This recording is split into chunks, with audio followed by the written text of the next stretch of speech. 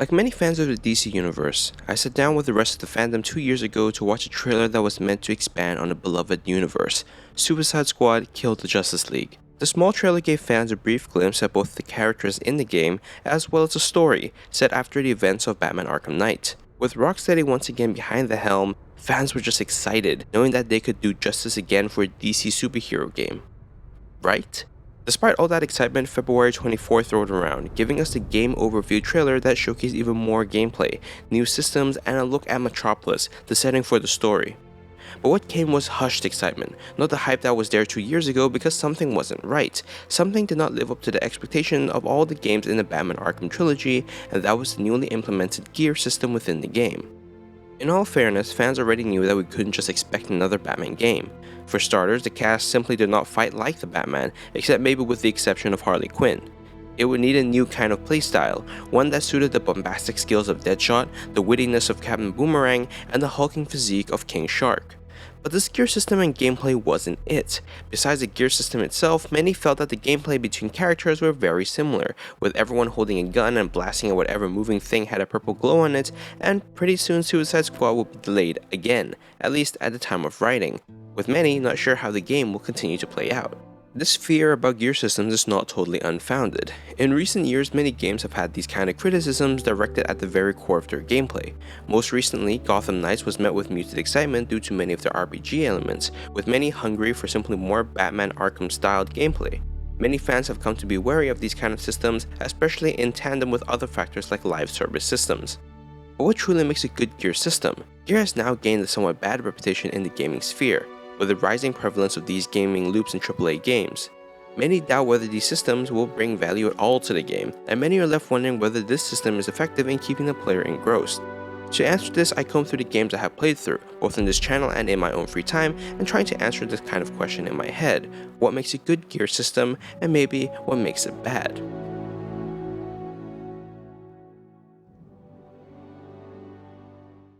Assassin's Creed Odyssey was released on October 2nd, 2018, the second installment in Ubisoft's modern Assassin's Creed franchise. Like its predecessor, Assassin's Creed Origins, the player takes controls of Lila, a former Abstergo employee now working with the Assassins in the fight against the Templars. Similarly to Origins before it, Odyssey incorporated many of the RPG elements that have come to define modern-day Assassin's Creed, namely having gear as well as the more RPG style of combat against enemies. Much of the game's gear system is derived from looting, as many RPGs do, with many of these chests being found in various bases, scavenged from enemies or through the open world while exploring. Each one of these drops typically grants the player either a weapon or a piece of armor, with varying degrees of rarity, ranging from common to legendary. In general, each piece of gear has a different stat, including the base stat like armor or damage, or maybe even unique perks, which are prevalent in legendary gear. Gear in Assassin's Creed Odyssey normally scales in level, i.e. the gear being found is close to the level the player is. The game starts out by giving both the same level and slightly over-leveled gear, as an incentive for many players to go out and level up to use this gear, either through open world missions or just by slaughtering soldiers on the battlefield. Either way, the system works out great in the early hours of the game, as experience is easy to come by. It also allows for players to try out a diversity of different weapons as they pick up new ones with higher damage from the world around them. But there is a bit of an issue with this kind of system. There is a difference between early gameplay and middle or late gameplay, with a primary difference between how gear and players scale with each other as the game progresses. We can look at this from two angles: how the player progresses and how gear progresses with the player. In looking at the Odyssey map, you can see that each region has a number attached to it. This number represents the level that is recommended for the player to reach before going to said region, starting off from the small Kefalonia to stronger regions like Achaea or Lesbos. The numbers do seem to be drastically different. This acts as a strong incentive for players to level up, to simply explore new places and get better gear as a result. It's a loop that is meant to get players to explore new regions and immerse themselves into the world of ancient Greece. At the same time, it's a bit of a problem. Ubisoft is notoriously known for making the mid-game for Odyssey a lot harder to progress through for player engagement. Players have noted that those on easier difficulties generally have less experience from killing enemies, making the process to increase your level actually harder for those who are casually playing the game. It probably also doesn't help that getting experience is best done through a wide variety of missions, many with forgettable NPCs that have you running to every last checkmark just to scrounge for some experience. It's here that I have to take a small break here to quickly clarify something. As negative as I'm making this particular loop sound, I was not unhappy with the grind in front of me. Bouncing around different areas and visiting historic sites kept me in the loop, especially for someone like me who likes ancient Greece and much of the mythology behind it. At the same time, I'm probably part of the minority in feeling this way, as I can recognize that this loop is definitely not for everyone and can leave players feeling that the gameplay loop is relatively stale except for a change in scenery. At a certain point, running around and doing every mission that pops up definitely feels like a wild goose chase, despite story missions being readily available. It's an effective system for a gamer like me, but maybe not so much for those people who are playing more casually. That leads me to my second point, gear scaling. Earlier I mentioned that most gear picked up is scaled with level, and rightfully so. That means the gear you get at level 1 reflects the damage and abilities you could get at level 1. That also means the higher level you get, the higher damage usually is, and with a handful of perks to go with that. This level doesn't change, and any adjustments made requires materials to quickly level up desired weapons to your current level. The bigger the level gap, the more materials needed. Depending where a player is in the game, this might not be a big issue, but if you're like me and decided to run around Greece, the usefulness of gear starts outliving itself with damage being lower and attacks being less effective, requiring the optimization of gear and perks, which, depending on who you ask, becomes tiring as the game goes on. It's quite clear at a point that legendary weapons are the way to go. Not only do they have more perk slots, but sets grant exclusive buffs to abilities, weapon types, or just in general.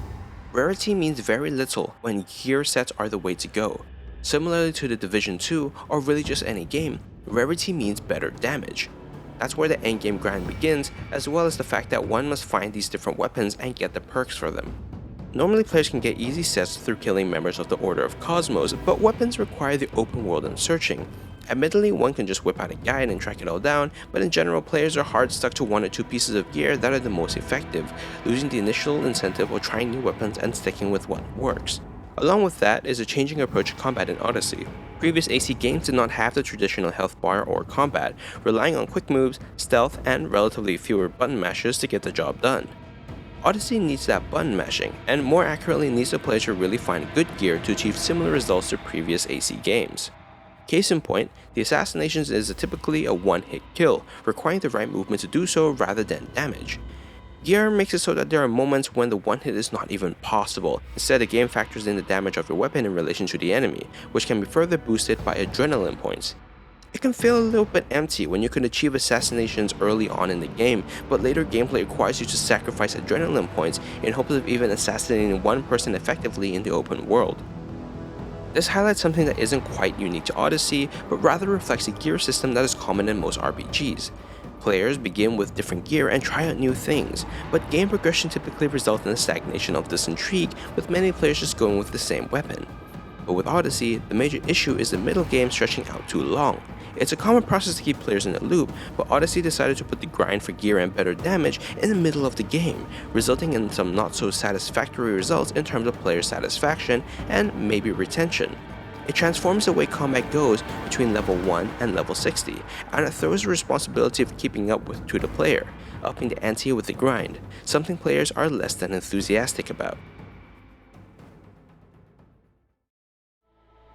God of War was released on April 20th, 2018, nearly 6 months before Assassin's Creed Odyssey was released to the general public. It marks the 4th mainline game in the series, acting as a soft reboot. While the game initially had roots in Greek mythology in the previous games, this game turns that focus to Nordic mythology, with a newer storyline centering around Kratos attempting to settle down with his child, Atreus. God of War has a gear system, but it acts in a very different way from Odyssey. It does share similarities, like the fact that much of the gear obtained in God of War is either through chests scattered around the various realms, or through the crafting of these items from either Brock or Sindri. However, unlike Odyssey, the actual gear pool is much smaller, with most of the items being picked up through the exploration of the 9 realms to be unique in both visual appearance and in terms of the actual number of buffs or armor. Another key difference is the fact that God of War does not have a weapon loot pool, with unique weapon buffs coming from pommels rather than through entirely new weapons, with the Leviathan axe and twin blades being only upgradable through unique resources found after boss fights or trials. This means that, while God of War has a gear system, it is heavily limited in comparison to Odyssey and encourages a rather different gameplay loop. As previously mentioned, God of War encourages unique builds rather than optimized builds. The easy way to understand this is, Odyssey aims to get the best statistics from upgrading and finding better gear in the open world. God of War instead aims to create the best kind of armor kit, whether this is optimizing strength, runic damage, or the defense of the player. Strength suits a more aggressive gameplay style, while runic damage encourages the thoughtful use of both Kratos and Atreus' abilities. Again, most of the items are unique, so there is hardly a way to fully optimize everything in every category, hence the distinction between a defense-heavy armor set and a strength-heavy armor set. The resources available for these kinds of upgrades also reflect the similar motto of not being a grindy kind of RPG. While currency like silver and materials like scales are easy to come by, the rarity of things like Valkyrie steel indicates that most players are never expected to max out everything, and instead they need to pick their armor and stick with it. The limited source of certain rare materials and the inability to really destroy gear to make more creates a more satisfying game experience that doesn't need a player to endlessly hold squares to break down equipment just for resources. Despite the large difference between how the gear works, God of War doesn't stand out due to that difference, but rather its approach to how gear grinding works. In God of War, a gear level is estimated based on what gear is equipped by the player at a time. If all gear equipped is gear level 1, then the overall gear level will be about gear level 1 or 2. Better gear contributes to this level, and having overall higher gear means the player has a higher level. Enemies also have the similar level, and if the player is level 4, tackling a level 9 enemy will be close to impossible. However, the game makes a distinction between the story and the open world. If a player decides to never do the side content and solely play the story, it's likely that they will never have to grind for gear. The main storyline itself provides opportunities to pick up gear in places that you visit, with the player's gear level scaling up in a similar manner to enemy levels. In fact, by the time the player enters the endgame, enemies can still be around gear level 4, making it such that enemies don't scale up with player level, but rather stay at a consistent level. By doing side quests, exploring, and going to other realms, Kratos can easily surpass the gear level of 4. In the endgame, my Kratos was way past level 4 and was able to easily dispatch enemies within the storyline. If we compare this momentarily to Assassin's Creed Odyssey, we see that Odyssey, despite separating regions by the level of enemies, has scaling systems that match enemies with the player level. God of War does not, with different regions having different kinds of enemies that themselves have different levels. Regular Hellwalkers may be around level 4 or 5, while Wolvers can reach upwards of level 7. This lighter pressure to find and create the best gear instead puts the grind on the later parts of the game, especially when players are attempting to fight Valkyries, which are much harder than level 7 Wolvers. It is then that the grind starts, because rather than asking the player to traverse the open world for missions and enemy encounters, it pushes players to explore other realms. In the game, there are 5 distinct explorable realms: Midgard, Alfheim, Helheim, Muspelheim, and Niflheim. The first 3 are involved in the story, hence enemies do not scale as highly, nor is there a need to grind. But the last 2 do involve grind, in different ways. Muspelheim has trial-based combat that offers combat challenges to earn specific Muspelheim unique resources. Niflheim has a more roguelike style of combat that provides a challenge of survival, which also allows players to earn specific Niflheim unique resources. These specific resources allow players to craft realm-unique armor that has higher stats and distinct buff comparatively to the other 3 realms. Most players will have to eventually go through this grind to reach the rest of the endgame content. While not necessarily creating a higher level build, the grind allows for players to build armors with unique buffs that allow them to take on Valkyries. Achievement hunters will also note that Niflheim presents one of the more grindier challenges in the game. The repetitive roguelike model of that realm pushes the player to not only grind for better armor to survive the fog longer, but to get better in general to dispatch the enemies that are randomly selected per run. So, what does this have to do with Odyssey?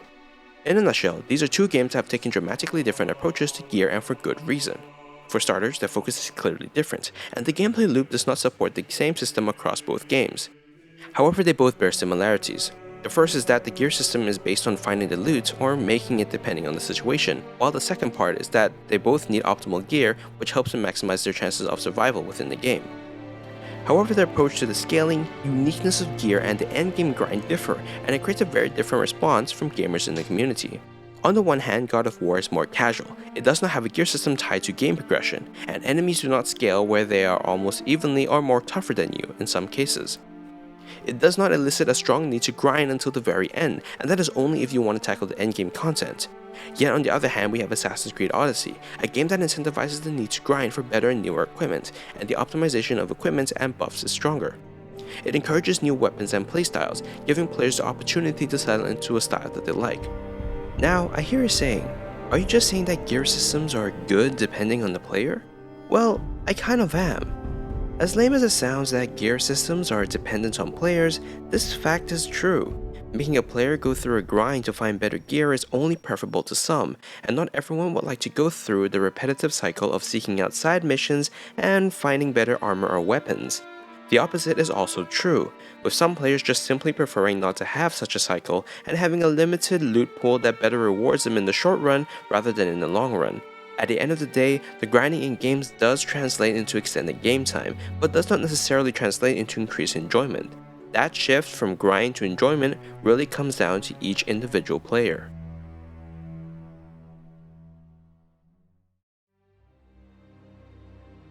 Avengers was released on September 4th, 2020, marking Square Enix's foray into the Marvel IP, especially after the massively popular Spider-Man games from Insomniac.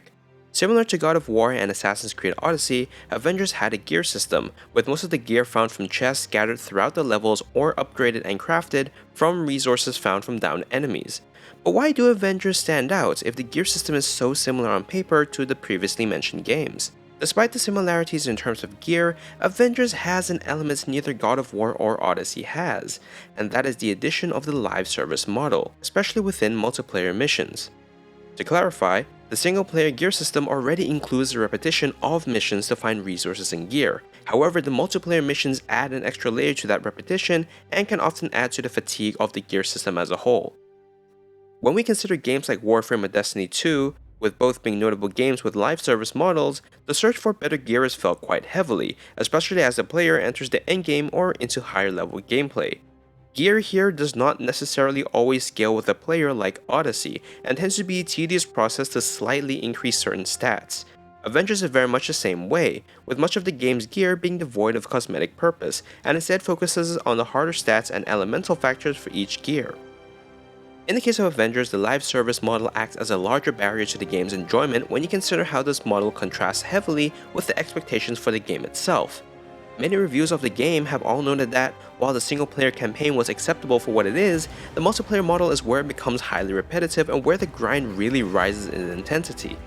In that sense, Avengers is similar to God of War, where the grind picks up later in the game. However, at the same time, the grind rises much more intensely than God of War, with Square Enix banking on the continued gameplay involvement in these multiplayer missions post-story in the game. That's why Avengers is an interesting comparative case to God of War and Odyssey. It has elements of both of these at its core, but the endgame grind in the live service model weighs it down to a point where gear becomes tiring to most players, especially if it's a game of close numbers and percentages. There's a distinct reason why live service models do not appeal to all, and that stark contrast in expectation for the endgame for Avengers highlights how the implementation of a gear system within a live service model comes to the detriment of the enjoyment of the game itself, or largely souring the experience for players who expected something else. So what is the ultimate conclusion about gear? I originally started writing this script hoping to gain a semblance on what really makes a good gear system, something that fights against the stigma that all gear systems are bad. That has somewhat proven to be true, with games like God of War receiving much acclaim despite having such a gear system. The bigger takeaway, at least for me, is that the execution of a gear system really makes or breaks a game. The existence of gear does not pull down a game, and when considering many of the reviews of these games, criticism is often levied against other elements like the repetition of missions, lackluster diversity of loot, or simply the slow and ineffective scaling of gear in the game.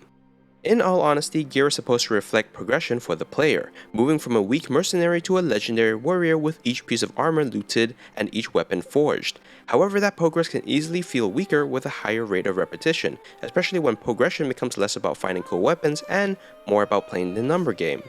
Players do want to enjoy the variety of gear that a game plays, but that same enjoyment can largely depend on the length of the game, and even then can come down to the individual player. Games like God of War can get away with it due to a shorter game length and having more noticeable differences between items of gear, both in terms of stats like defense, but also in terms of their cosmetics. Longer games like Odyssey or The Division suffer a bit more because many of the common pieces of gear are less distinct in terms of appearance due to their rarity, and the difference in stats feel weaker as the game continues due to the scaling up of enemies, especially for The Division, which is known for its optimization and bullet sponge-like enemies in the endgame. Again, it's important to stress that different players have different reaction to these kinds of gear systems. Higher tier of Division 2 gameplay is left to those who are veterans and die-hard fans of the game, in a similar way to those who have played Destiny 2 for so long without complaints of the grind it takes to reach these gear sets.